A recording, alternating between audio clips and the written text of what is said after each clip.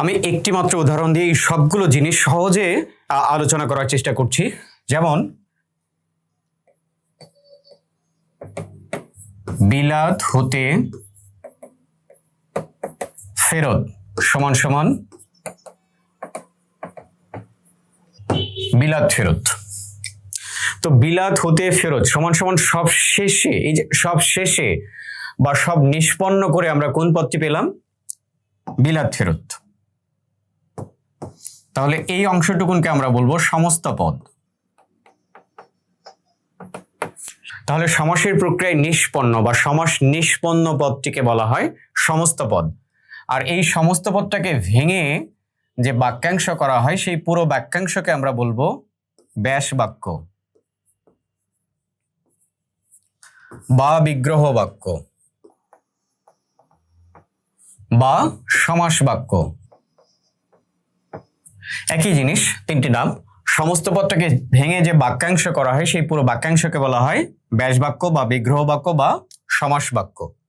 এবার আমরা একটু দেখব এই যে সমস্ত পদ আছে, এই সমস্ত পদের যদি আমরা একটু খেয়াল করি, বিলাত ফেরত সমস্ত পদের দুটো অংশ পাচ্ছি আমরা, একটা বিলাত আর একটা ফেরত। তো সমস্ত পদের পূর্বে যে পদটি থাকে সেটাকে বলা হয় পূর্বপদ, আর পরে যে পদ থাকে সেটিকে বলা হয় পরপদ বা উত্তরপদ। পরপদ বা উত্তরপদ। এখন মনে প্রশ্ন জাগতে পারে, পরপদের অপর নাম উত্তরপদ কেন হলো? এটা কি উত্তর দিকে আছে এরকম? এটার সাথে দিকের কোনো সম্পর্ক নেই। খুবই সহজ একটা বিষয়, মজার বিষয়, যে উত্তর শব্দের অর্থই পরে। যেমন আমরা বলি যুদ্ধযোগ উত্তর, এটার অর্থ কি? যুদ্ধোত্তর। মরণযোগ উত্তর সমান সমান কি? মরণোত্তর।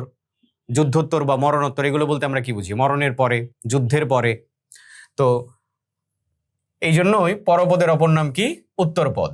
এবার সবশেষে আমরা যে বিষয়টি দেখব, এই যে সমস্ত পদ বিলাত ফেরত, এর মধ্যে কি কি পদ আছে সেটা বোঝার জন্য আমাদের কি করতে হয়?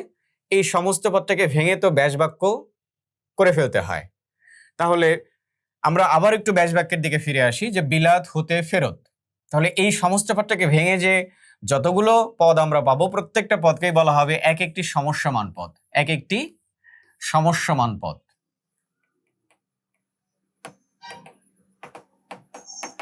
সমস্যমান পদ। তাহলে এই যে এই একটি মাত্র উদাহরণ থেকে আমরা কি কি শিখলাম? সমস্ত পদ কাকে বলে, পূর্বপদ কাকে বলে, পরপদ কাকে বলে, সমস্যমান পদ কাকে বলে, ব্যাস বাক্য কাকে বলে। এবার আমরা একটু দেখব সমাস কয় প্রকার। আমরা জানি সাধারণত সমাস 6 প্রকার, যদিও বাংলা ভাষার ব্যাকরণ নবম দশম শ্রেণীতে আরেকভাবে প্রকার দেখানো হচ্ছে। তো আমরা পুরাতনটা ধরেই 6 প্রকার নিয়ে বিস্তারিত আলোচনা করার চেষ্টা করব। এই 6 প্রকার সমাসে ঢোকার পূর্বে আমাদের এই বিষয়টা খুব ভালো করে মাথায় রাখতে হবে, কারণ আমরা যে সমাসই নির্ণয় করতে যাই এই বিষয়গুলো আমাদের আসবে। তার আগে আমরা ছোট্ট করে দেখে ফেলবো, যেহেতু আমরা চাকরির মতো একটা প্রতিযোগিতামূলক পরীক্ষায় অংশগ্রহণ করব, তো এই সমাস থেকে কিভাবে প্রশ্ন হতে পারে বা কয় জায়গা থেকে প্রশ্ন হতে পারে। সমাসের দেখেন, এই যে আমি বিলাত হতে ফেরত সমান সমান বিলাত ফেরত, মাঝখানে যে একটি চিহ্ন দিয়েছি চিহ্নটার নাম কি? সমতা চিহ্ন। সমাস থেকে দুইভাবে প্রশ্ন হতে পারে। একটা হলো হয় সমতা চিহ্নের এপাশ থেকে প্রশ্ন হবে, না হয় সমতা চিহ্নের এপাশ থেকে প্রশ্ন হবে। খুবই সহজ কথায়, সমতা চিহ্নের এপাশে কি আছে? সমস্ত পদ।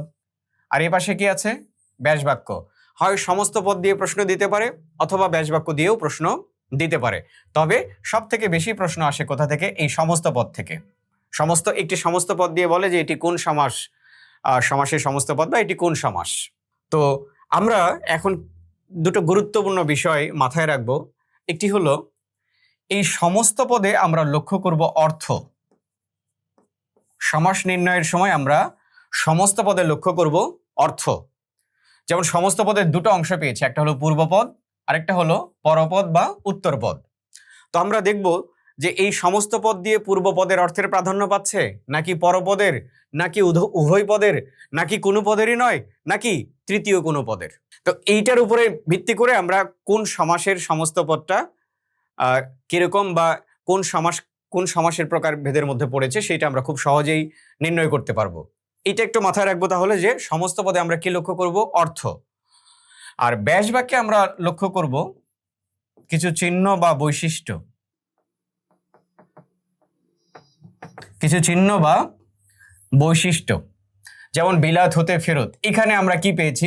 এখানে কিন্তু আমরা একটা হতে পেয়েছি, একটা বিভক্তি পেয়েছি। তাহলে সমস্ত পদের ব্যাস বাক্যে যদি এরকম বিভক্তি থাকে পূর্বপদের সাথে, তাহলে আমরা জানি কি বিভক্তি লোপ পেয়ে কোন সমাস হয়? তৎপুরুষ সমাস।